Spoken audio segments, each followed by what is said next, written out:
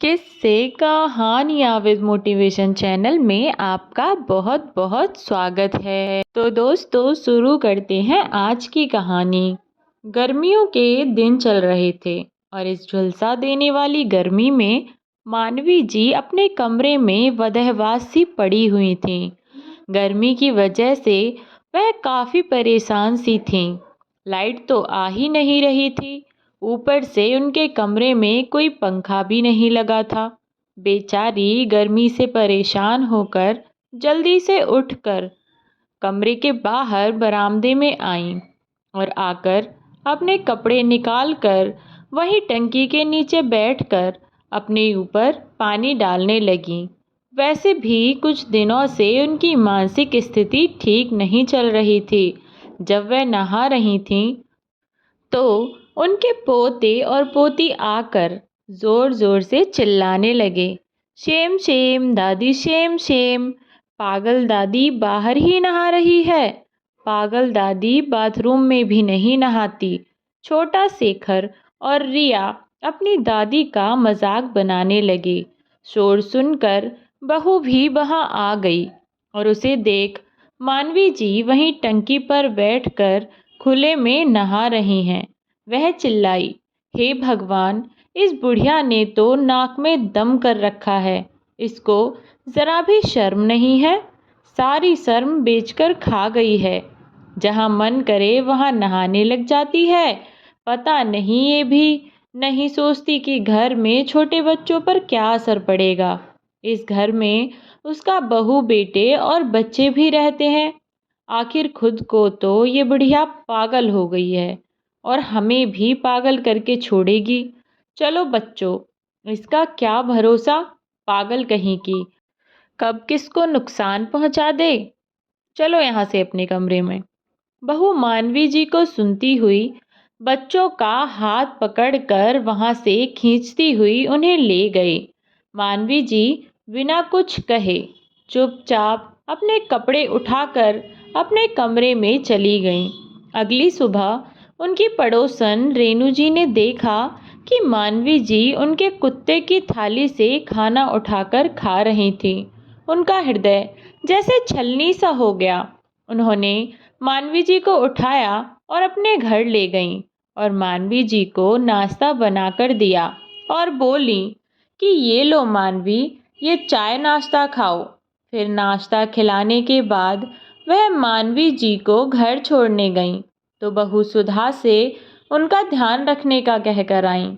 हालांकि वह अच्छे से जानती थी कि बहू बेटे के पीछे से अपनी सास मानवी जी के साथ कैसा व्यवहार कर रही है।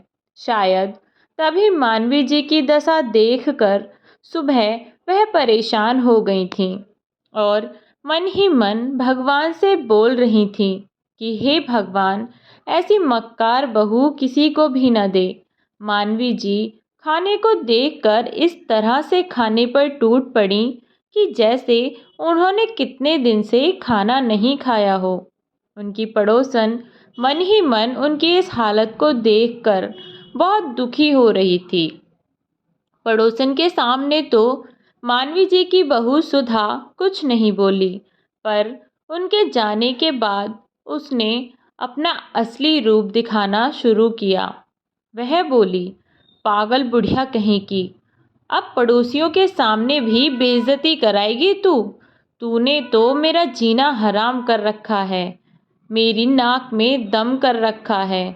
तू मर क्यों नहीं जाती, बस यही दिन देखने रह गए थे। मानवी जी बहू की सारी बातें सुने जा रही थीं।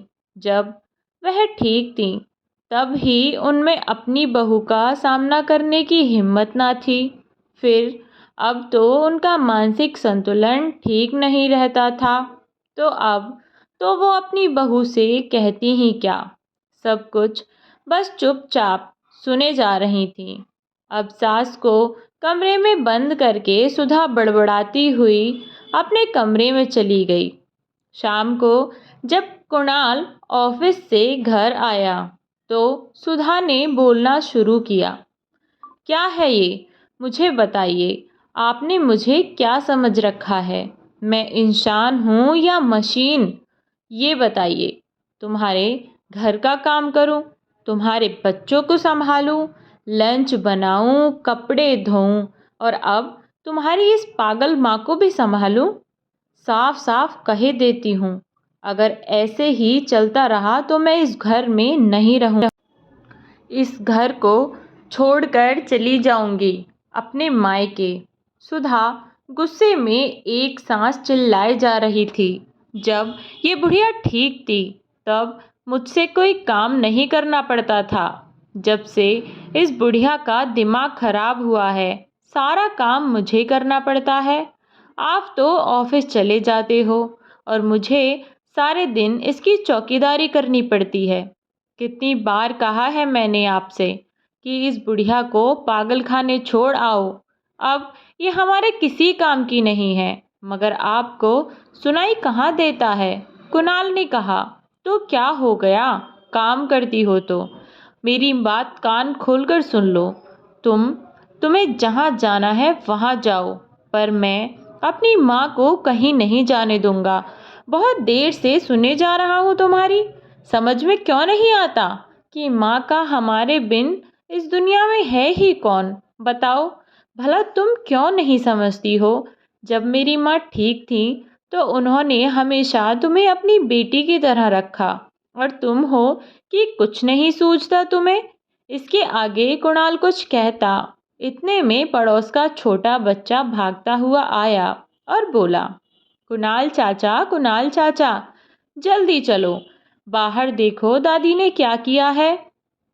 कुणाल और सुधा दोनों ही बाहर भागते हुए आए और उन्होंने देखा कि मानवी जी ने सब्जी वाले की सारी सब्जी बिखेर दी है और बेचारा सब्जी वाला सब्जी उठा रहा है और मानवी जी जोर जोर से ताली बजाकर हंस रही हैं। मानवी जी सहमी सी एक कोने में खड़ी हुई सब कुछ चुपचाप सुन रही थी।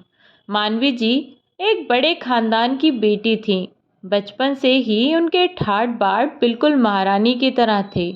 मानवी जी को काम सीखने का बहुत शौक था, इसलिए उन्होंने बचपन से ही हर काम में ध्यान दिया। उनकी लगन को देखते हुए मानवी जी की माँ ने भी उन्हें हर काम सिखाया। फिर चाहे वो खाना बनाना हो, कढ़ाई बुनाई करना या फिर सिलाई करना। विवाह की उम्र होते ही मानवी जी सभी कामों में निपुण हो गई थीं। उनके घर वालों ने छोटी सी उम्र में उनका विवाह मानवेंद्र जी से करा दिया था। मानवेंद्र जी बहुत अमीर तो नहीं थे, उनकी एक छोटी सी कपड़ों की दुकान थी, पर वे स्वभाव के बहुत अच्छे थे।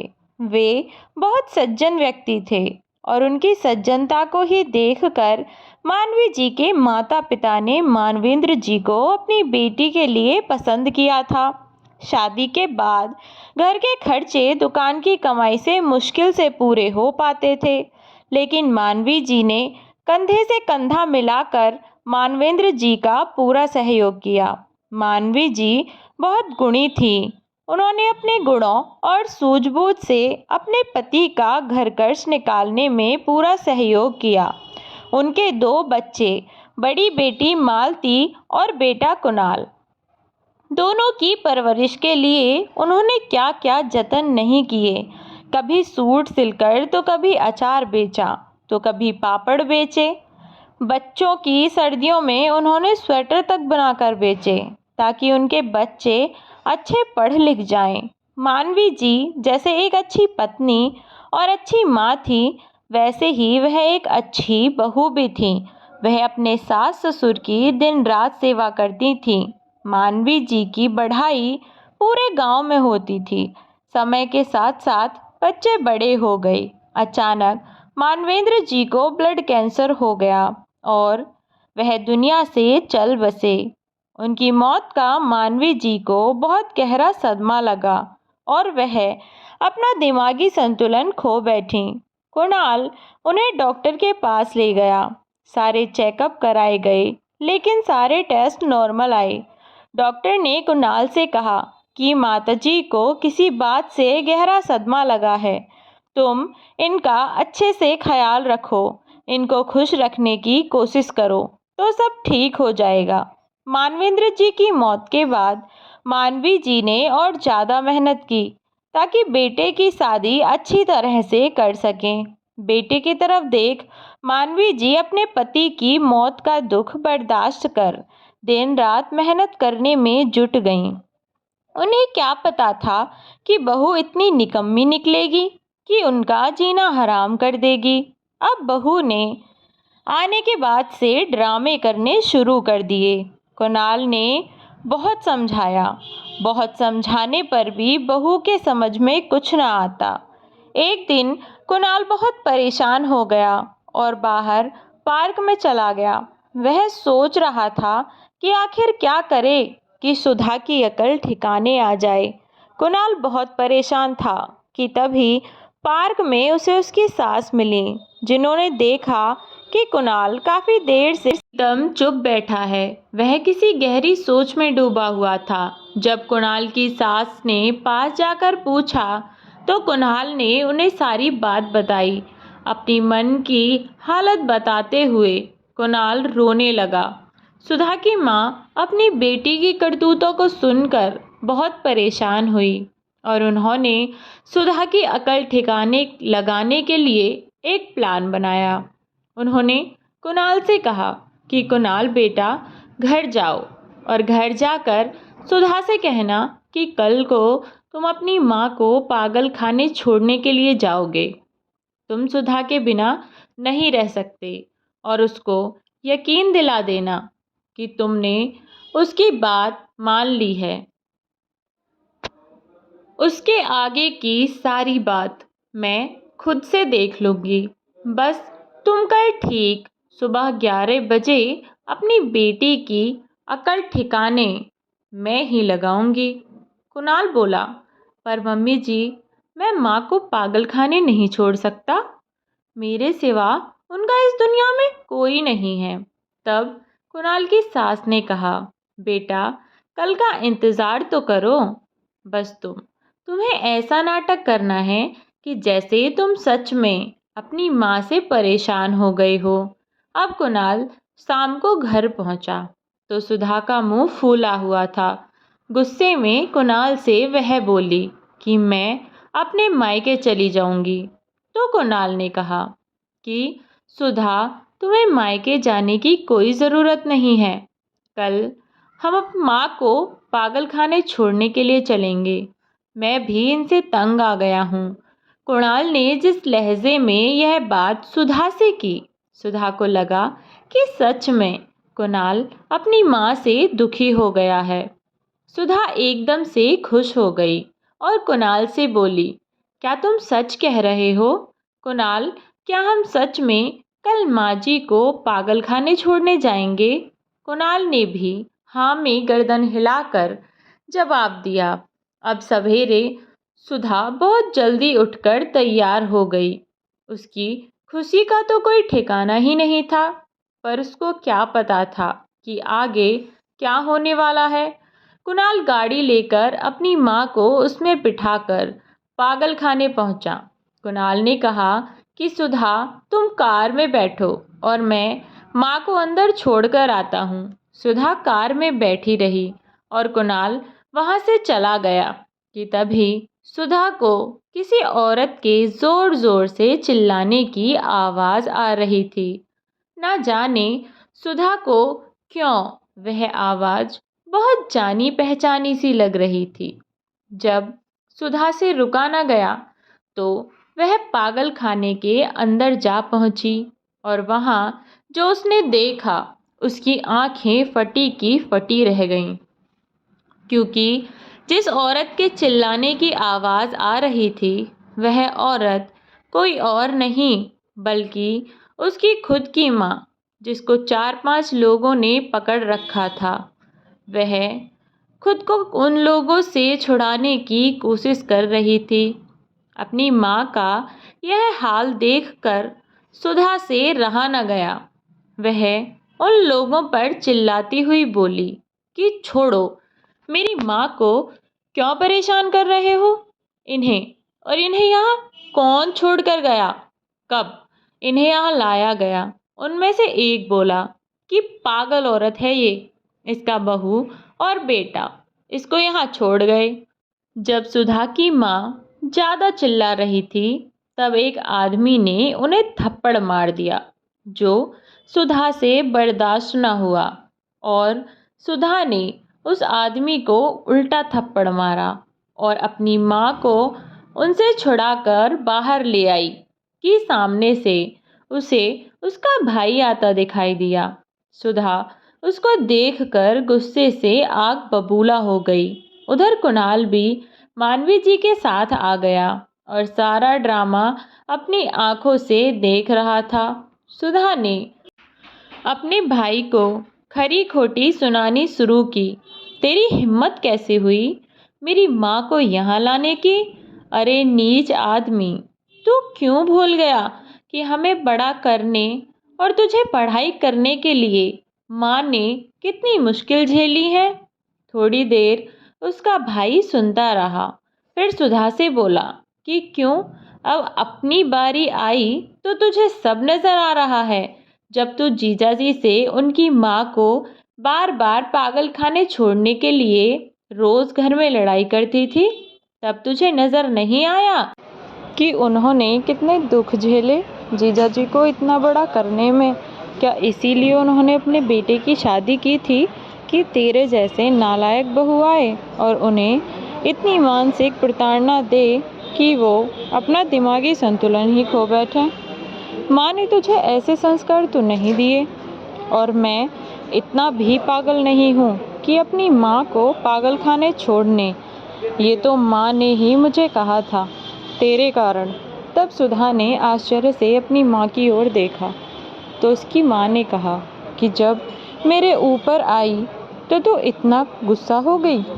आखिर मानवी जी भी तो कुणाल की माँ है, तूने सोचा भी कैसे कि उन्हें पागल खाने छोड़ आएगी? तो यह सब देख सुधा को अपनी गलती का एहसास हुआ और उसने हाथ जोड़कर सबसे माफ़ी मांगी और कुणाल से कहा, कुणाल मुझे माफ़ कर दो, मैं रास्ता भटक गई थी। आज के बाद मैं माँ जी का बिल्कुल अपनी माँ की तरह ध्यान रखूँगी। और सुधा अपनी सास का हाथ पकड़कर उन्हें गाड़ी में बिठाकर वापस अपने घर ले गई। उस दिन के बाद से सुधा ने अपनी सास की सेवा में कोई कसर नहीं छोड़ी। अब उनका परिवार एक सुखी परिवार था और वह सब हंसी खुशी साथ साथ रहने लगे। धीरे धीरे मानवी जी भी सुधा की सेवा से अब ठीक होने लगी थी।